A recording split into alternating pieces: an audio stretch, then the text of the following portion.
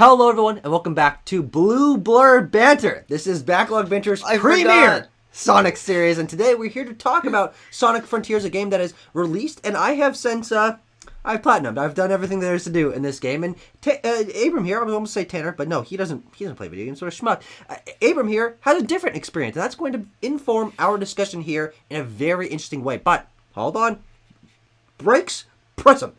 You should talk to us about Sonic Frontiers and all the other games that we have been reviewing and will review in the future in our Discord server. That link, top of the description. And while you're down there, subscribe to the channel, ring the bell, subscribe to the channel again, just for good measure. Abram, Sonic Frontiers has released. You and I have played a bunch of Sonic games this year. We've started a Sonic show, Blue Blur Banter, and it's culminated here with the release of the biggest Sonic game in our lifetimes, maybe.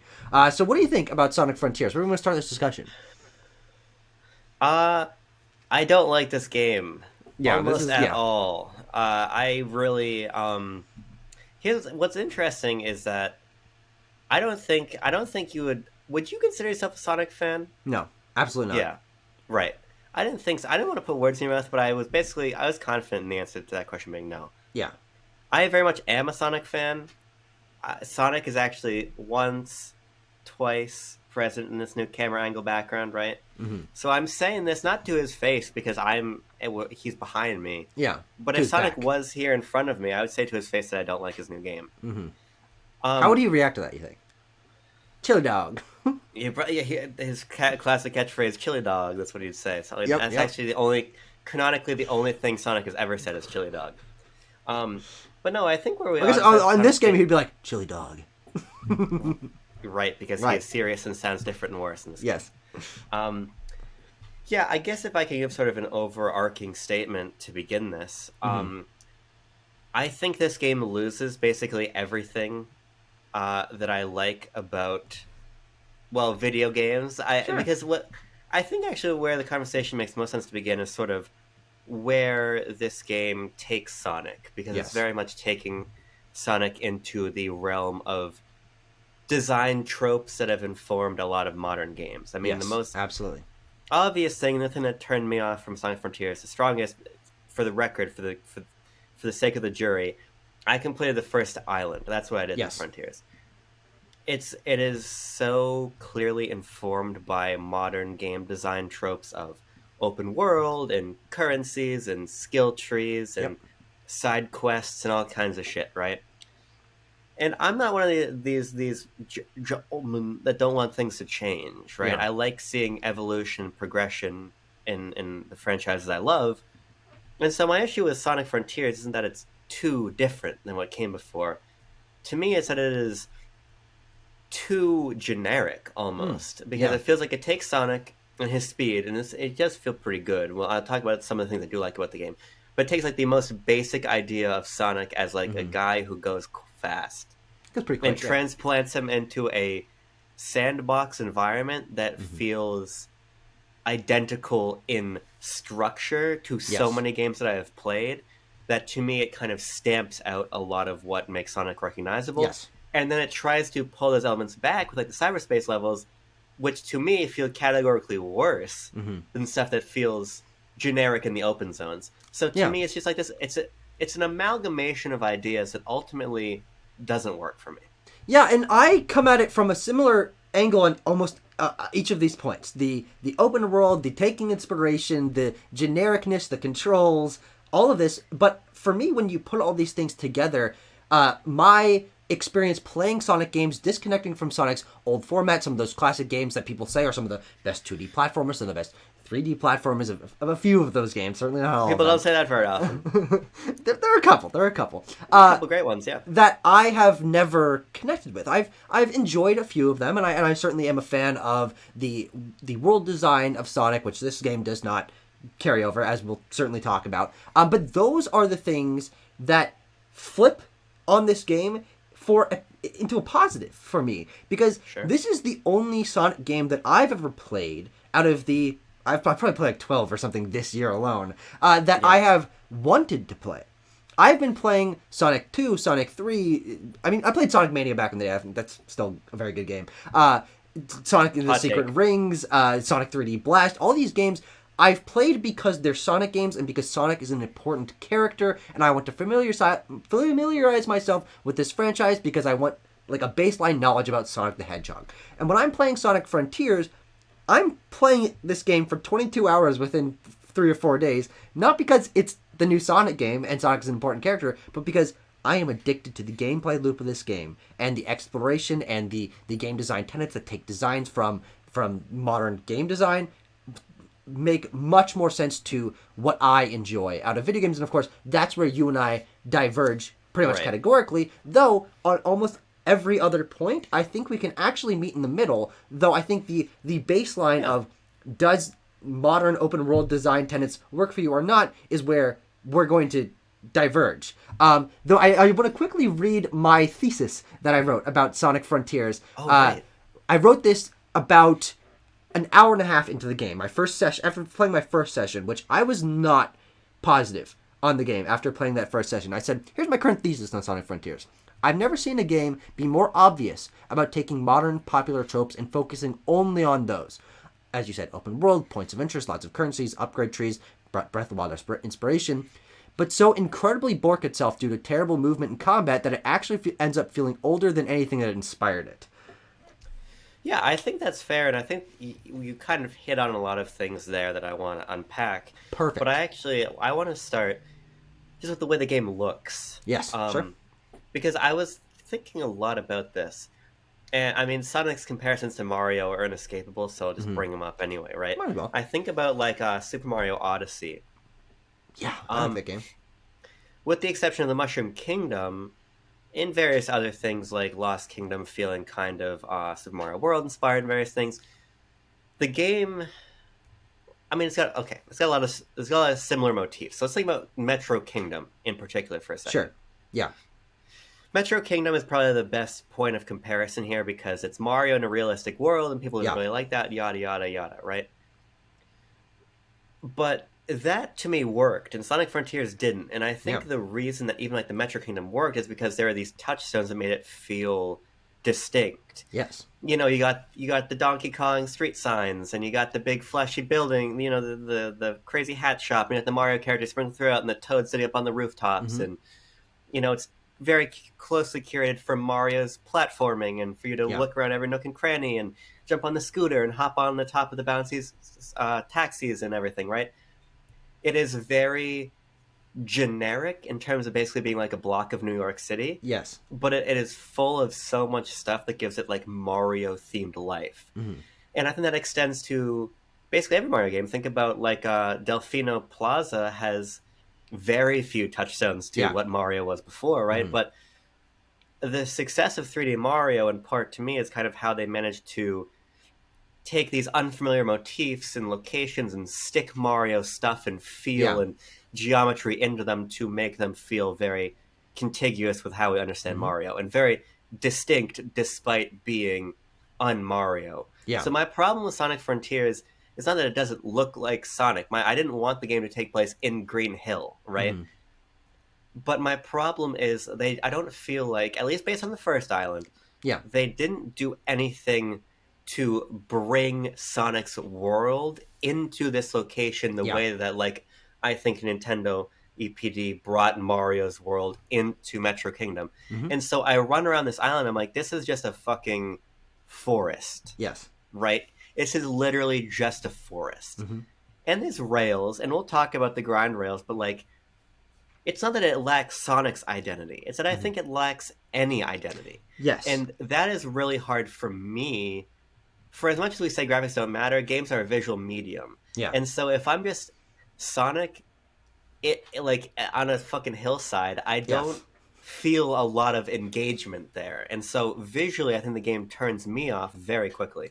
Yes. And this is where we're going to agree the most, because I completely agree. And frankly, I disagree with you on one thing, is I would have loved this game to take place in the open world equivalent of Green Hill Zone. See that rich green, those the checkerboard brown patterns on the side of hills, those kinds of the coin boxes and the palm trees and the monkeys throwing things. Like, All of these are Sonic staples, not because they're colorful and fun, but because they are things that Sonic created. The world that Sonic Frontiers establishes is intentionally nothing like Sonic. I mean, he's traveling to another island and there's the cyber dimension or whatever it is. You know, there's very weak story reasons why this is a different place, but the fact that it lacks any Sonic identity, does not change over the course of the game. You're like, only for the first island. No. Second one's just a desert. Third one's just a volcano. Fourth one's not actually its own island. It's part of the first island. And then the fifth one is the same as the first island. So there is no evolution of that outside of those cyberspace levels, which are significantly more Sonic visually, but that is where I find this game to be most disappointing to me. Is I really do think that Sonic in an open world with these gameplay ideas and the collection and the upgrades and the progression and all that, I can really justify why a lot of these decisions were made, and obviously they worked for me. I platinumed this game. I did everything there is to do. But when I'm looking at this game, I find nothing about it appealing because it feels like it could have been designed by anyone. And frankly, I think an open world Sonic game with brighter colors and more obvious Green Hill Zone motifs could have been made by another team and would have felt more distinctly Sonic. And when I told you, after my first few hours playing the game and you playing the game for a little bit, that this game feels like it could have been made by anyone, that's really what I mean. Is this looks and feels like an Unreal Engine asset dump. That these grass textures and these tree models and the seagull that glides alongside you robotically in the skybox, these are things we could see in any other game. And the fact that no world elements except for coins rings actually draw from Sonic's aesthetic is an incredibly disappointing aspect of this game to me. Yeah, I mean, because Sonic's visual identity is really what endears me to the series in large part. Same here. So losing I think, is a problem. But I think we might as well just talk about the cyberspace levels, because that is where these things are retained the best. And they just play like shit. I mean, the problem is that the physics feel different between open zones and cyberspace levels. Mm-hmm. And the issue with that, of course, is it's not very seamless on the player's side to acclimate to different mechanics, especially when one set of physics and mechanics in cyberspace feels a lot more restrictive than the others. I mean, I think about like Super Mario Galaxy, for instance, which is always sort of recontextualizing the world between 3D and 2D and changing how you move, right? The game is very contextual in terms of like you're running upside down a planet, but it still always makes sense, right? It always 3D, 2D, that game feels seamless. There's no seamless feeling between open zone and cyberspace, which I think is probably because a lot of these are just old Sonic levels again. Yes.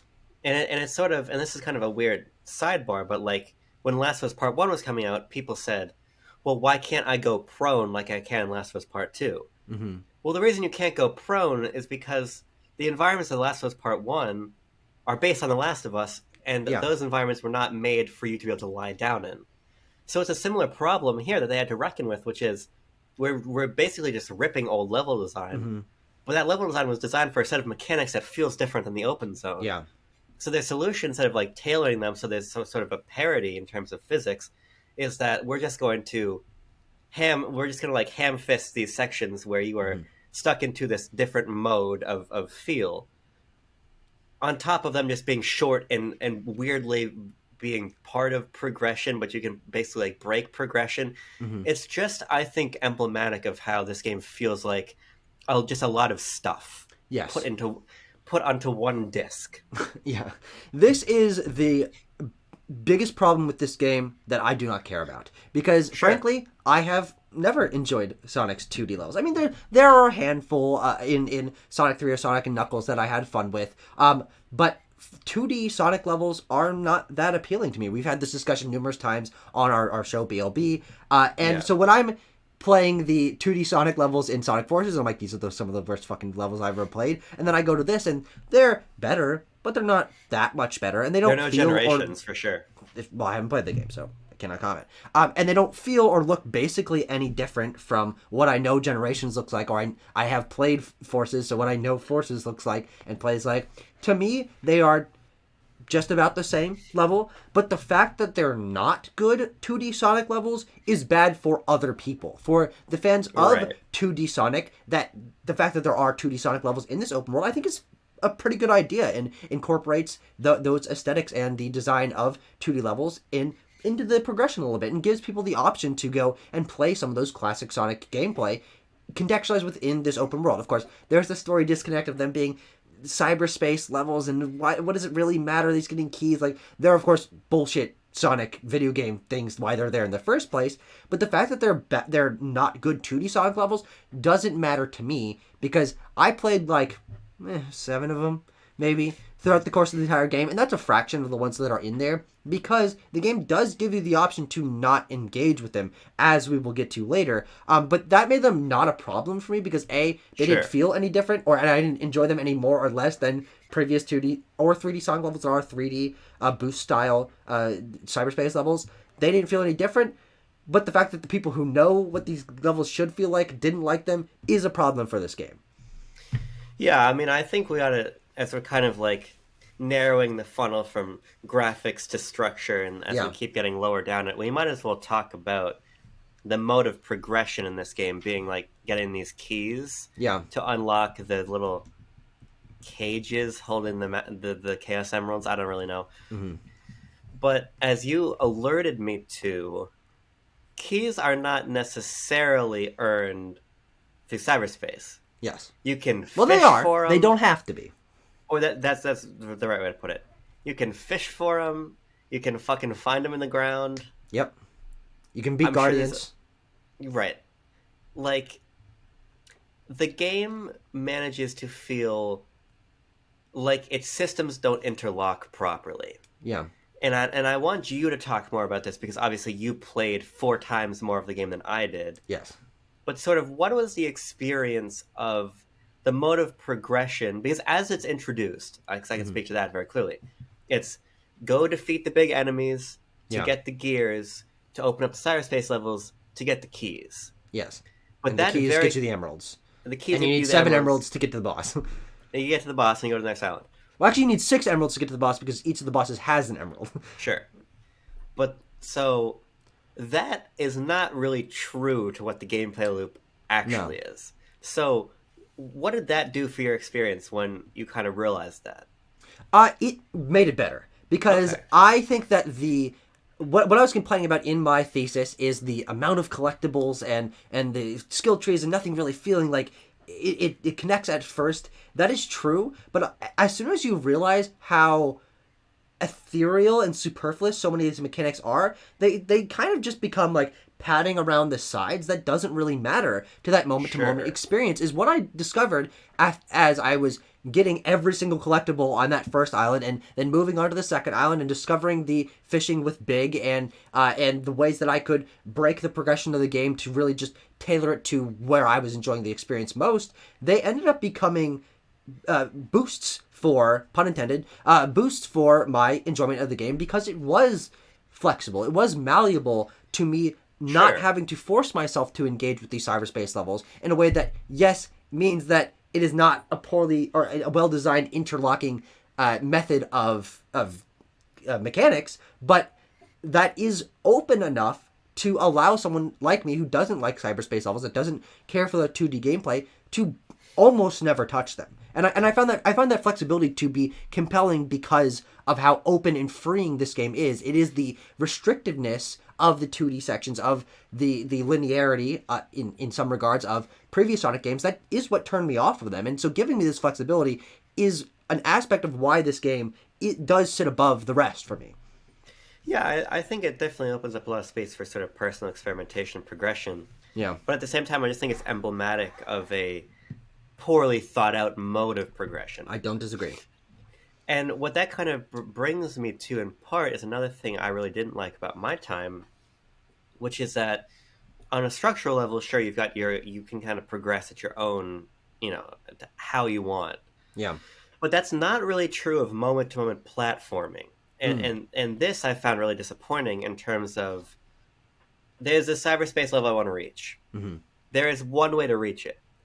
The one way to reach it is to find the right grind rail to traverse to get me there. Mm-hmm. Now, not only is one of the things I like about 2D Sonic sort of the freedom to find my own path through levels, Yeah. but something I really love about 3D platformers is my ability to sort of be put in sort of like a sandbox that I can jump around in and reach my objectives in various ways that make sense to me, that are intuitive to me, that allow me to exploit in the good sense of the term, exploit movement and geometry to find a way about. I mean, that's the classic thing about Odyssey or Sunshine is people are like, I don't even know I was supposed to do that, but I did, and it was fun. Right, and I think Sunshine's a great example because Sunshine, I think, is a pretty flawed game on a design level. Sure. And much like Sonic Forces, you can kind of like fuck with the game and progress it in ways you're not supposed to. Mm-hmm. But at least then, there's a freedom on a moment-to-moment level to go wherever the hell you want. Yeah. But I found it very tedious to be like, fuck, I gotta get up there because there's a cyberspace level there, or there's an emerald or whatever, and there's only one way to do it. And I can't find the goddamn start of the right grind rail. Yeah. And that, to me, took out a lot of the fun of just being in the world. Yeah, well, so I think that those moments are absolutely a problem with the design of the game. I think I know what you're referencing in terms of there's a cyberspace level that's on like a pillar out in the ocean, and guess what? I never found that level. I never went to it. I don't care. Right. I don't care. But that is because that there's those specific moments, but those frankly are very few and far between within the scope of the game, and that problem is alleviated because of the flexibility of the progression system introduced by Big, and the fact that you can run around in circles and you get coins and gears and stuff out of the ground. Like, you can find ways to not have to shoot yourself into those sections, which is, again, we're going back to the should have been designed that way. Okay, maybe you think this through a little bit better, but so much of the game is not that I don't think about those moments when I'm thinking about why I'm engaging with this game, why that progression and the exploration did resonate with me so much, to the point that I played 22 hours within a few days, is I found this game and its moment-to-moment progression and gameplay and exploration to be so much more enjoyable than the freedom and exploration that you're given in 2D Sonic games, because I felt that they were less restrictive than the choosing different paths and stuff of 2D Sonic levels, because you don't have to go in any direction. It is the Breath of the Wild. Of any direction you go, you are going the right way. The emeralds, the cyberspace levels, the pick up the little hearts collectibles for Amy, or the wrenches for Tails, or whatever it is, are scattered all over the map. And so no matter which direction you go, you are progressing towards that ultimate goal. And so what I discovered was that, for me, this 3D exploration style of this game was, for me, the exploration and jazz style movement and progression that you liked so much in the 2D Sonic games. Is I felt that I was able to control and flow my method of progression through the world, including these grind rails, which we'll talk about, that sort of lock you into different segments. Yeah. That resonated with my sense of flow and exploration much more than those 2D levels. Yeah, I mean, let's talk about the grind rails. Yeah. Because I'll draw up a comparison that's probably not going to be helpful for the most people, but I just played a game called Lunistis. You played it also. You were not as big of it on it as I was. It's not a Lunistis review. No. But what I liked a lot about Lunistis set pieces and rails and things, it's a game that's very Sonic inspired. Yeah. Is that they sort of give you momentum, but they never remove control. A lot of Sonic Frontiers rails and boost pads and things take away control. Yeah. And if you're on the wrong one, they're going to start shooting you in a direction that you don't mean to go in. And you can eventually take control back and go where you're trying to get to. But when you jump on a rail or when you hit a boost pad, it's not influencing your momentum as much as it is putting you into a very small area, a very small cinematic of Sonic moving in a direction to which you can't influence. Yeah. And it goes back to what I was saying. For me personally, it just feels like way too much of the game is very clearly intended for it. Put it this way, it's very, at least on the first island, very linear for how open it is on a micro level of various things in the environment shoot you to a place. They Mhm. don't make it so you gain more momentum, or they don't make it so that a rail becomes anything other than a point A to point B traversal tool that you Yeah. don't control. You're basically getting on a train. There's basically a bunch of little like train stations in Sure. Sonic Frontiers. Yeah. And when you're on that train, you're on the train until the train stops. Mhm. And to me, that doesn't really work in a game that is supposed to be this just like go wherever the hell you want. So Yeah. I found the rails to not work for me at all. Well, I think that maybe my experience with how the game progresses in terms of its openness and those grind rails being incorporated into the level design going forward influences the way that I think back to that first level and the moments that you're mentioning, because I do disagree, because the world is intended to be sets of places that take you to other places, but that you can flow between those rails in any order and way that you want. So what I found, and I think maybe you didn't fully grasp onto this, is that you walk out into the open world. You see a boost or a spring pad. You jump on it. It sets you into an area where you're going on loop-de-loops. You're air dashing to balloons in the air. You're going on grind rails. You're swapping between rails. And then you're shut off, you collect the thing, and you land. And that where you land will land you near 2 or 3 other grind rails and or a Chaos Emerald or a subspace area or one of the puzzles that unlock other parts of the map. And if you are accomplishing these puzzles that unlock the map, you are creating new grind rails that take you from one area of the map to the other. So by the time you are finished exploring and completing these puzzles and going on the grind rails and being shot to other areas, you've created an interconnecting web of grind rails and boost pads and boost rings that can take you pretty much anywhere you want to go. That allows for that speed and flexibility much more than just holding boost or tapping boost, because you can tap boost without running out of stamina, which is fucking stupid. That are much faster and frankly more cinematically engaging. Like, these are the elements of past Sonic games where you go super fast. There are sections in 2D Sonic levels where you hit a spring and boom, you're under the thing. You're going up and down the waves on a chemical plant zone, or you're being spun around a thing. That's what these are. But there are so many of them, and they have control in them, that I found them to be a much more engaging version of that. Is when I'm locked into a 2D boost rail area, I'm not just turning my brain off. It's not a cutscene. I have to make sure that I'm tapping square or X or whatever it is at the right time to homing attack onto the balloons or swap onto the rails at the right time. So there's just enough interactivity to where I feel like I'm doing cool moves in the air and going really fast. And I'm connecting the world together and making this web of ways for me to get anywhere at any point that I want. No, I mean, you're definitely right, and you're definitely speaking to like what the design intention is, 100%. Yeah.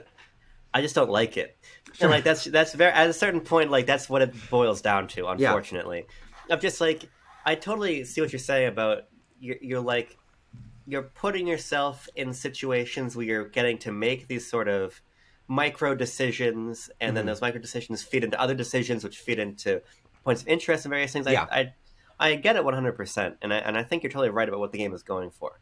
But I think the player experience on my end is like, well, I want freedom above all else is what I want.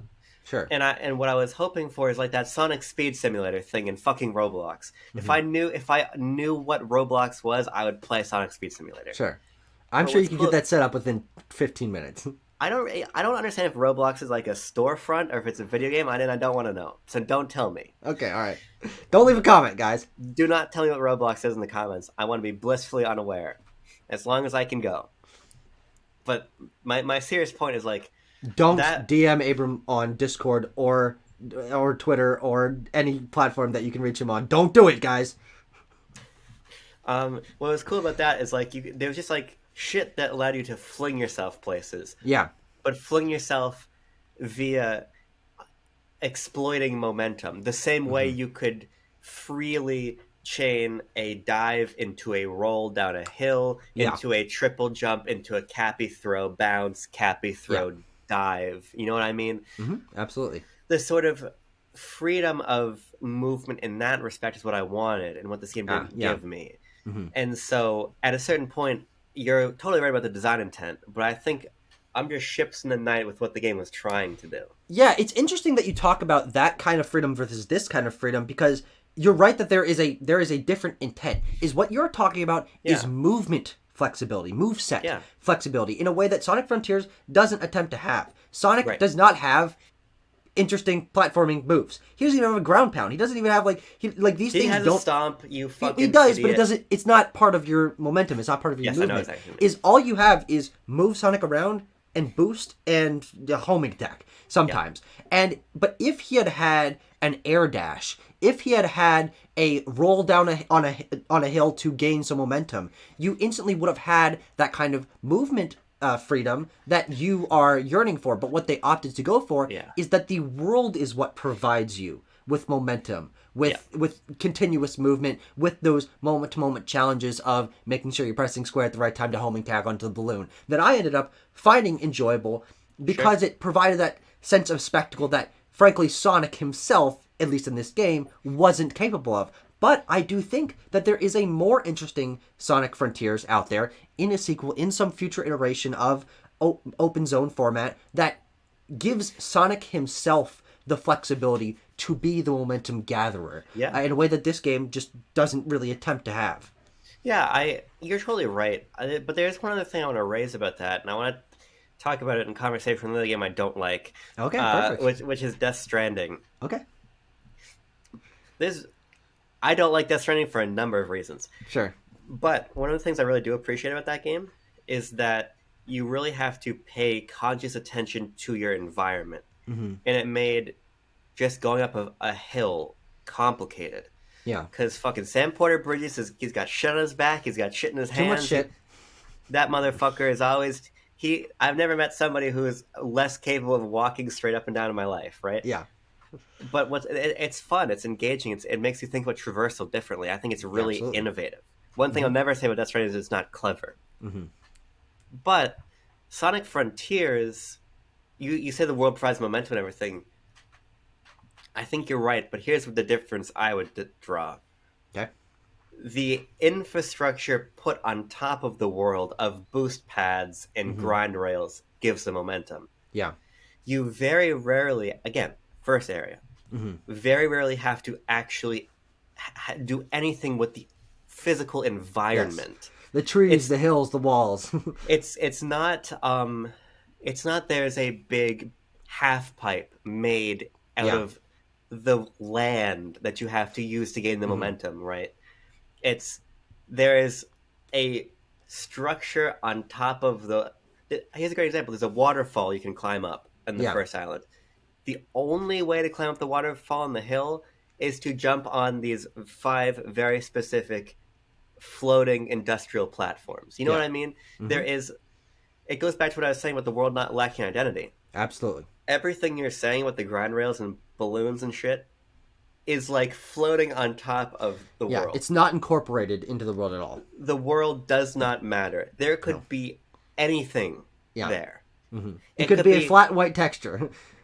Yes, and it would serve the same purpose. And that, to me, is, I think, why the approach you're explaining doesn't work for me, because there's that disconnect. You're absolutely right, and that's another part of the visual identity of this game that makes it severely lacking. Is the only Sonic identity that this game has is that there are grind rails, and Sonic has grind rails. But these are the least interesting versions of grind rails. They are plain silver with, I don't know, occasionally like purple or maybe like a blue sparks or something. Yeah. But they don't look cool. They're not incorporated. They're just out there. They're just like someone doodled and then erased some things out in the skyline. It's like, oh, it's weird. But I do think from a design, physically like getting to them and carrying the movement on them, that doesn't bother me as much in the moment-to-moment gameplay, because they are distinct from the environment in a way that I found paying attention to the environment to be one of the strong suits of this game, but not the environment itself, the things that were placed on top of it, which is where your disconnect comes in. But what I do want to explain is this method of discovering how to get to the collectible that I wanted, that I found engaging, was in a way backtracking or sort of like doing the maze backwards, which you do with like an actual maze that you draw on. You go from the back to the front because that's like a way for you not to get super lost. I found it to be, okay, I see little an Amy fucking floating heart up in the sky. I see that this thing shoots me sort of towards that. Okay, I'm going to look back and see, oh, there's a boost pad here that shoots me to a spring that's going to shoot me up under this rail. Oh, and then I can get to it. And I found that sort of analyzing the sky and then looking down towards the ground to find the path to get up there to be a very engaging way to approach exploration that's kind of backwards from the way that you usually approach it in games. Though I will never pretend to be pleased with the fact that these aren't well integrated into the environment and they do just look like they're slapdashed on top. But I do think that there is a method of this where you mesh these two things, where the grind rails and the boost pads and the design of the environment flow more naturally with the rails that are placed on top of them. That still does incorporate what I enjoyed, which is reverse analyzing the level design in a way that allowed me to explore it in sort of an upside down way. Yeah, I totally understand what you're saying there. I want to sort of just change rails in the conversation. When I was facetiously telling you Sonic's got a stomp. Mm-hmm. Sonic has a stomp that you are, let's put it this way, that you are able to use in combat should you choose to. Yes, though there is one enemy type that you have to use it on. Okay, that's a big relief. The combat in this game is awful. It's fucking terrible, holy shit. I don't, like, it's just awful. Tucker, having played the entire game, how do you feel the progression of the combat is? It's hard to tell, really. Sure. Because what changes is not Sonic's moveset over the course of the game. Although you do have a largely superfluous skill tree that gives you access to things that work into your combos, but ultimately they kind of just do the same thing. What changes is the enemy types that change the way that you are approaching combat with them. And I think that those are what's... The combat, Sonic's combat of pressing square a bunch and drawing the side loops and all that, none of that is ever good. But there are some enemy types that use that basic combat better than others and incorporate them more into the flow of fighting each enemy more than others. That makes some fights really creative and fun and engaging in a way that a simple moveset can be applied to approaching a puzzle-style enemy. And that's what some of the best enemies in this game are puzzles in themselves. I'm thinking of the sumo one that locks you into this octagonal arena, and then you have to like find his weak spot, shoot him off, bounce him off the walls, and then hit him at the right time into an electrified pad on the side to do damage to him. Okay, that's interesting. It doesn't require a complex Devil May Cry style hack and slash combat to be a fun fight, or one where you have to grind around rails and complete the rails while dodging electric balls that are on the rails in order to end up doing damage to him. And yes, maxing X or square to do the punch combo. But it's what gets you to that combo that can be fun or really boring and bad. But the combat itself of those combos, and sometimes mixing in circle and sometimes mixing in triangle or using that ground pound, that's never good. But the enemies sometimes can be very fun, and some of the best enemies I've ever fought in a Sonic game. Yeah, I think that's kind of emblematic of my experience too.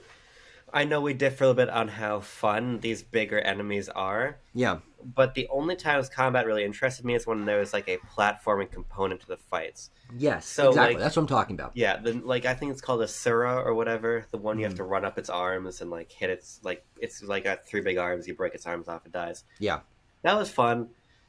It's really fucking janky, but it's fucking jank. Holy shit! But the concept is good. Yeah. I found an execution that one. The jank wasn't too bad. The one I was segueing into with the real part of the jank is the bird with the tail, like the tail that you run along the tail of. Yeah, that one's fucking nonsense. No, but there's like two other enemies that are sort of like that. By the way, later in the game, and they're not. Cool. They're maybe better, but yeah, it's just, like that is somewhat interesting at least. But taking it down to the most base level, combos rack up by holding down L2 to use Sonic's hyperspeed kick or whatever. That thing is fucking broken. It's so fucking broken. The way you do combat is you just hold down the trigger and your Yeah. combo meter racks up to like 40 because Mhm. every impact of the kick is like counted as a separate hit Yep. in a combo, which is not really what a combo is, but it doesn't matter. No. It's brain dead. Yes. Um, and it's hard, right? Because ultimately Sonic Frontier is an all ages game. Mhm. Devil May Cry is not, No. Bayonetta is not, God of War is not, and I'm not just talking about in terms of subject matter, but in terms of complexity of mechanic. So we're never going to get that, even though Lego Star Wars has like Devil May Cry esque lightsaber combat, which is Yeah. stupid for its own set of reasons in the context of that game. But the Mhm. point is, in most all ages games, you don't have combat that operates like that because it's too Yeah. complicated. But there's a middle ground between this and DMC, Yeah. but Sonic is almost always over here. Mhm. And so to me, an entire like core element of the gameplay loop was just so pointless in terms of the sense of reward or engagement I felt, that Yeah. I knew right away, like, man, this combat is going to be one of the major things that keeps me from going further in this game. Yeah, it is as I said one of the weaker aspects. I do think that once you've experienced a pretty small fraction of the Guardian fights that are in the Yeah. game or in the enemy types, or there Which are are some that fun. are better than others. But I think that what keeps it from being a detriment for me is that I do like some of those Guardian fights. Yeah. They do feel like pretty good spectacles. Those are something that's better incorporated into the world, like that flying guy fight that you're talking about is jank as fuck, but he's flying through the world, and the trail Well, behind him, he's going in a certain path that like mimics the terrain that he's flying over, and you have to like find a way to get on top of him in a way that's a little bit engaging, though of course being on it and like dodging that's all horseshit. Is that also those fights, if you're fighting one, you're like, oh, this is stupid, I don't want to do it, because there are some that are bad, that are terrible to fight and are no fun at all. Guess what? Those can be avoided. You can go straight to big, get a bunch of gears, and then Yeah. never touch the Guardian fights at all. So I think that there is a way that this game undercuts its own rough edges by allowing you to just avoid the parts that you don't find fun. Which is, again, goes back to the, like, okay, where is the design focus intended to go? Yeah. Because part of its design made my time in this game a lot more fun. I realized that I didn't want to fight some of these Guardians, and so then I didn't. And I went and did something else that I really enjoyed, which is searching around the environment for these Cocos, which are like literally exactly fucking Koroks. Oh, and the purple coins, which are ripped straight out of Super Mario Odyssey. And collecting those to upgrade Sonic and go to Big the Cat and Fish, things that I found fun to do. And Yeah. that's how I got through the game, and I ended up really enjoying it. Yeah, and I think that speaks to a success of the game, in that I think about like Red Dead Redemption 2, another weird parallel I'm going to draw. Probably the first time How much of that game have you played? I probably played 10 hours of Red Dead. Oh, really? Oh, really? Part of the reason I didn't like I don't like a lot of open world games. Part of the reason I didn't like Red Dead is because like you're doing a heist on a train. I remember this mission, like, ooh, I like a good train heist. Just in the real world, in movies, train heists are cool. Participating in them. Participating in them, being the victim of them. Oh. I love Be every still, my beating heart. Basically, that's an open world game, but Rockstar is like, there's a way to do the train heist. And if you try to do anything else, you're going to fail the mission. Yeah. You know what I mean? Like, They put an Uncharted set piece into an open world. Yeah, a lot of Rockstar's open world design philosophy is that this is an open world, but when you're doing a mission for us, you are just doing that mission. Yeah. And you're going to do it exactly the way we want it. Cyberpunk, a game I actually like, that I'm talking about in this video, is very guilty of this too. Yeah. There is one way to clear a lot of missions in Cyberpunk. And to a certain extent, I think that speaks to a game with real design intent. But when I'm playing an open world game, I want a lot of player agency.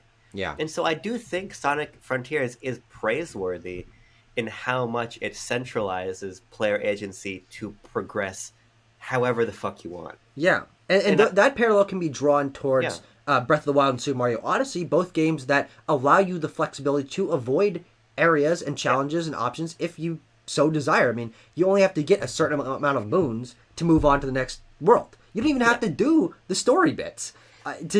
You can skip entire kingdoms if you fucking want to. Yeah, and that makes Actually, that's not true. I don't know why I said that. If you get tricky, you can. If you're a speedrunner, you can. Continue. And that makes those games really fun. Yeah. The fact that you can do... Part of the reason I replay Odyssey, despite it not being my favorite 3D Mario game, part of the reason why I think it's the most fun to replay is because you can play it just by completing the moons that Talkadoo tells you to complete. Like, you can do whatever the fuck you want in that game to progress. But I think the problem... You can use wet nut clip. Yes, you can wet nut in that game. Absolutely. So I think that's great, and I think it is fun that Sonic Frontiers lets you do that. But I think the distinction to draw between Odyssey and Sonic Frontiers is that there is a baseline design intent, yes, and cohesion that is underneath that agency. I feel like Sonic Frontiers' agency is due in part to a lack of cohesion. Absolutely. And I think that there is a pretty clear gulf between quality and fun factor. And fun factor counts for a lot. Yeah. There's a lot of games I like that are not very good. But I know. But I think that when fun factor greatly outweighs quality is when you get in a situation like this, wherein I'm the bigger Sonic fan and I don't want to play the game. Yeah. You're not crazy about Sonic, but you love it, and that's very interesting. But I think that it can also be an issue. Yeah, and I just wish that this game at its core was a little bit stronger, so that we could have conversations about you went around the combat because you wanted to, but the combat was fun for the people who went through it. The combat was still good, right? But it's not, and so I think that to me ultimately is the central problem with Sonic Frontiers, but why. I'm not one of these people that's going to come up and say Sonic Frontiers sucks and is bad, because ultimately, the game quality doesn't even matter to this game. No. It doesn't. It's only about fun factor. Yes, and your fun factor, very similar, which we'll have a conversation about. Yes, we will. But fun factor is like the only thing. It's where you fall in the fun factor scale. Is basically how you're going to feel about Sonic Frontiers. Yeah, absolutely. I think that there's a line to be drawn between what you find fun and what the game is doing, and hopefully those match up. But there is that disconnect, as you're saying, that I think can fall on either side of, yes, the game not well designed in some of its mechanics and progression and cohesion within itself, but there's also the example of games being incredibly cohesive and well designed, and some people not just not finding fun. I mean, that's happened to both you and I on plenty of games, and this is one of the things that I find most engaging about talking about games is you and I can play something like Legends Arceus or Roller Drome and come into them from completely different angles, but be able to recognize different aspects of, is this well designed, is it not, and have that conversation. This game it's pretty clear cut in terms of, this is not well designed, obviously this wasn't intended, they should have changed this, why wasn't this done better? But then the fun line flows up and down. That still makes it fun to talk about, but makes it hard to discredit anyone's perspectives on it. But I also think that's part of why, despite me not liking Sonic Frontiers, I think it's one of the games from this year that I value the most. Sure, yeah. Because I really appreciate the willingness to make a game that feels this poor. And that sounds weird, but a lot of AAA games come out and are fine because they're unwilling to take risks. Sure, and so there's a part of me that's like, well, I don't like this game, but it's sure as shit more interesting than a lot of the stuff I've played this year on the very basic merit of Sonic Team said, what if... Well, that's what they said. They said, what if? Yeah, what if they tried something new? And I think that's cool. So it really is. I don't like it, but I think it's cool. I think Sonic Frontiers is a very cool game. Yeah. There are a few other aspects of this game that I want to at least mention. Sure. I don't have to go super in depth on because you didn't end up finishing the game, but one thing that we can both talk to is something that undercuts a lot of what I've said, which is the poppin'. Which is the technical performance of this game in terms of the render distance and the fact that the rails and objects that are in the distance are sometimes not in the distance because you can't see them. And that is something that I think I really can't stand. about this game is the performance Yeah. and especially the pop-in make some of those elements that I was praising earlier not able to praise in certain circumstances. Is I really like that upside down method of progression, but if I can't see the rail that's leading me to this thing floating in the air, then I can't reverse engineer it. And what am I going to do? Okay, find somewhere else. Okay, get closer. But the fact that the game isn't rendering itself in its speed does undercut the gameplay and those cool design decisions that I was able to read into this game. No, you're totally right. I mean, there's nothing really to add, to be honest. When performance affects gameplay, that's when you have a real issue. And I think this is a clear case of it. The other things that I wanted to talk about are the boss fights, which you did one of out of 4 or 5. I think they're one of the most interesting parts of this game, but they're one of the parts that I disliked the most because they are a completely different form of combat and spectacle than the rest of the game in a way that just makes them feel like they're pulled out of some different game and plopped into this game. That disappoints me, but also like excites me when I'm in them. Yeah, I mean, brother, I don't know what I'm supposed to say with that fucking boss fight. I'm supersonic. Yeah. I parried the attack. We didn't talk about the parry. That's actually, I think, the worst part of the combat is it's a parry where you don't have to parry. You just hold down the bumpers and you parry automatically. Well, because here's the thing. A parry in a game is something specific. Yeah. A parry is when you block at the right time to counterattack an attack. Yes. Sonic Frontiers parry As a block. is a block. Yeah. But you can... That allows you to counterattack. You can block 45 seconds before you get hit, and it will still be a parry in effect. Yes. It's like if Marth's down special was a parry forever. That's a really if there was no timing for it, you could just sit there with your sword held like this, and no one would ever be able to do damage to you ever, because you would immediately counterattack and not take any damage. I actually think it's more like Lucina's down special. No, you're totally right. What I want to say about the boss fights is in that their spectacle and the fact that you're supersonic and the fact that it's more predicated on you figuring out this puzzle rather than just like getting hit and taking a bunch of damage and having to restart. That is pretty fun, but also most of them have some element that isn't well designed, whether it's the controls, whether it's the range of the enemy's attacks, whether it's the timing of you having to dodge something, or you moving so fast that projectiles are coming at you that you can't quite tell are coming at you till you're hit, and then you have to go all the way back. There is a progression to these that is sometimes really cool, and the music is going, and it's a spectacle, and you're fighting this giant boss that's like knocking over trees, and you're going up super high in the sky, and it's crazy, and yeah, that's really fun. But when there's just one boss fight that's in like a crater, and the guy just going in circles really fast, and you have to like do this mini puzzle to like get him to stop, and like that's really annoying, and then he's hitting you and you're flying across the way. Some of them, it's such a hit or miss moment that I don't understand like where it works and where it doesn't, because it's hit or miss within single boss battles, and that miss mentality applies to, there are mini games in this game that are not optional. You have to play both pinball and shitty Ikaruga. And both parts are bad and should not be in the game, and I do not understand why they were included. Yeah, I mean, there was a part that I played where I had to fucking herd the Koroks or whatever they are. Oh, yeah, those things, the side missions, yeah. And then I had to, like, grow, no, they're not side missions, because you need them to get Chaos Emeralds. Yeah. From Amy. I had to, like, grow flowers by side looping around them, and I'm like...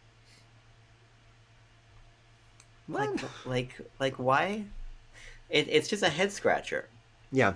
It's I think it's emblematic of how they're like, let's try it, throw it in there, let's go, give it a shot. What if you side looped and did this?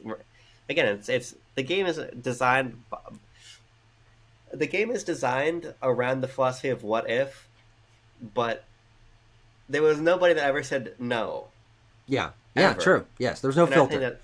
There's no quality bar that you had to meet to have your idea included in the game. Or maybe there is. Uh-oh. Uh-oh. Yeah, but those parts really frustrated me, and I do think that those moments really take me out of where I'm able to find the best design in the game, is floating around the open world and collecting those collectibles and feeling like I'm exploring and engaged in the movement and traversal. But then they lock me into pinball, and it's not good pinball. And if your ball falls in the hole, your combo restarts, and you have to get 480,000 points in one run, or else you restart if you lose all your balls. And that took me like 30 minutes to do. It was really bad. It's really not how pinball works in real life. No. It's like your score accumulates between balls. No. If your ball falls, you have like 3 tries. You have 3 balls to use. But your combo meter restarts. It's really weird, and a lot of people were complaining about it, and I'm glad I'm not the only one. I just don't know how like the pachinko, like the Mario Sunshine pachinko level was 20 years ago, right? Yeah. And we're still doing this? No, yeah. I don't know. Final thing, and you can't talk to this, but I can, is the story. I was going to ask about this. Which is probably the best story of Sonic story I've experienced. Because it straddles an interesting line between incredibly basic and surprisingly well-written and heartfelt. Yeah.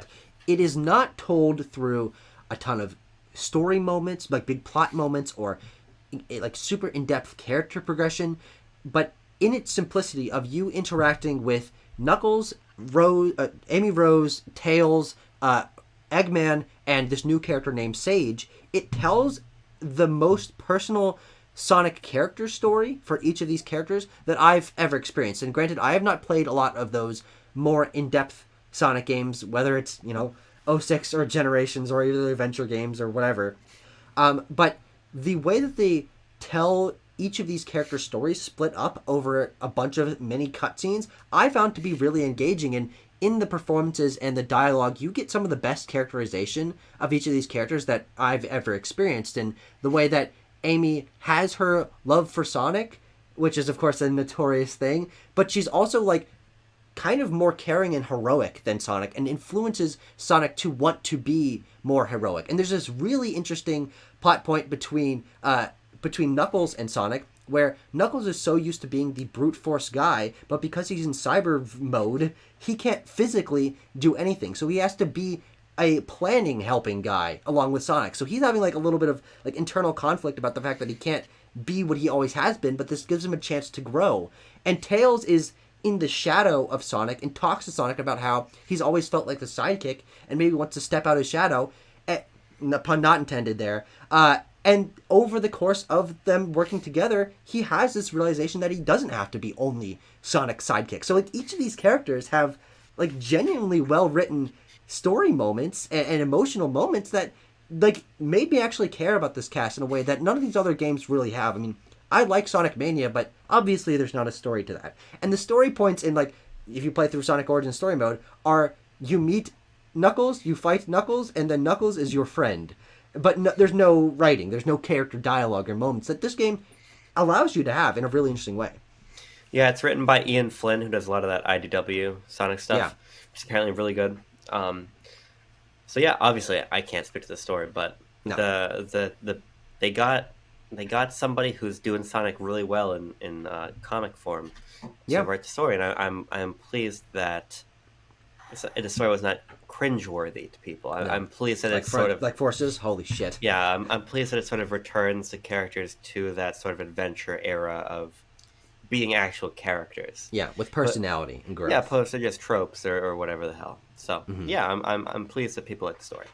Yeah, and then the final thing that is circulating in this ether that is Sonic Frontiers is, what does this mean for the future of Sonic? Because in our lifetimes, or not necessarily only in our lifetimes, but since you and I have been cognizant of Sonic, Sonic has been mostly the laughingstock of the industry, and you're trying different things and it's never growing, and you're, oh shit, what's this? Oh, we're moving to somewhere else, and sometimes it works and sometimes it doesn't. But this is one that is a more bold step forward than we've seen in a long time. And it might signal a change, but also it might not, because Sonic Team is fucking weird. What do you think? I believe they've like gone on record saying that they're going to do more open zone stuff.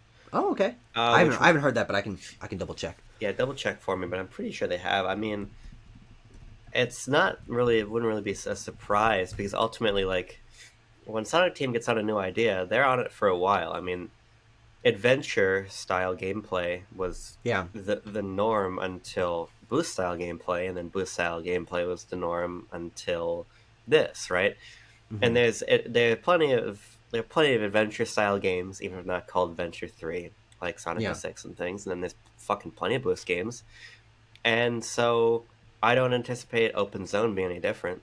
And Hmm. I think there's a real chance that the next Open Zone Sonic game is something that we both really enjoy, and Yeah. I certainly hope that it is. But no, I mean, just given the sort of track record of the series past, I don't anticipate this Mm. being a one-off experiment. So, Yeah. especially because it was received as well as it did, as well as Yeah. it was, and the Steam numbers are great.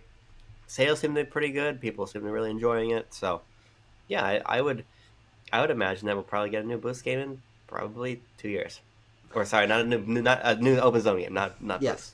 Yeah, and So, that's really exciting to me because what I played here is a lot of fun to me, and yeah, it is the most fun I've ever had with the Sonic game. And frankly, it's this is my favorite Sonic game that I've ever played. If it hasn't been clear through my discussion of this game, but I do think that it is very clearly like a tech demo-y first try, and in the things that can be fixed and can be thought of after trying this, that really excites me. The idea of making yeah, zones that are more classically Sonic, that do incorporate the momentum more into that open world, of giving Sonic an air dash or a wall run. Boom, already fixes so many of the problems that you had, and fixing that pop in. Like, these are things that with another year and a half of this game could have been in this game, but they're not, and so they yeah. might be in the next one. And I worry a little bit that this is not going to be something that they build on, because not because there hasn't been different